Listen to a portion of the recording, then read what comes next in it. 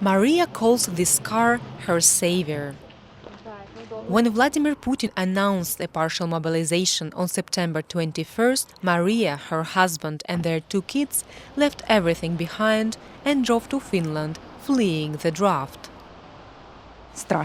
I was scared. I was shaking from that moment, from the evening of the 21st until we stepped into Finnish territory. Up to that point, I was insanely scared. Maria is not her real name. She also doesn't want us to show her face. She worked as a doctor in a Moscow hospital. She and her husband are both eligible for military service. They cannot imagine taking part in the war against Ukraine where they have relatives. They decided not to wait for draft notices to arrive. From the moment you get a draft notice, leaving would mean deserting, and you most likely won't be even allowed to cross the border, neither at the airport nor by car. So we decided we couldn't wait for draft notices. We have children, and we had to rescue everyone somehow. Philip Korsakov also left Russia after mobilization was announced. He was going to go on vacation to Europe at the end of September anyway. But after Putin's speech, he decided not to wait, a crucial decision. On September 30th, Finland closed its borders for tourists from Russia. Authorities let him over the border after some pointed questions. Знаете ли о том, что такое мобилизация? Знаете ли, что она в России началась?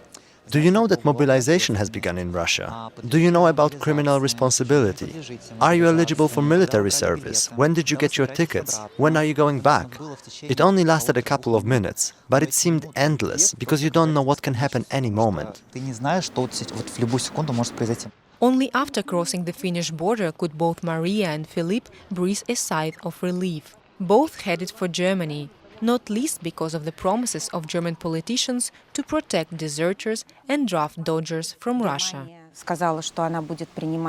Germany said it would accept those who are fleeing mobilization.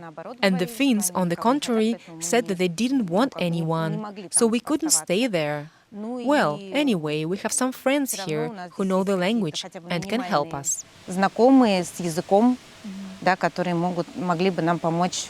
But getting political asylum in Germany for people fleeing the draft in Russia is not an easy task, says Elena Sergeyeva from a Berlin-based NGO.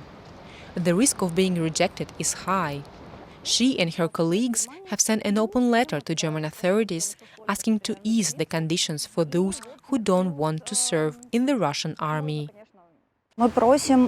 We ask for simplification of application rules for humanitarian visas, because now it's a very complicated process, and one can apply only after having proved political persecution. And of course, we ask for simplified asylum for those evaders who oppose Putin's regime. But before the rules are eased, Philip and Maria are trying to find other ways of staying in Germany, like applying for a work or student visa. They say going back to Russia is not an option for them.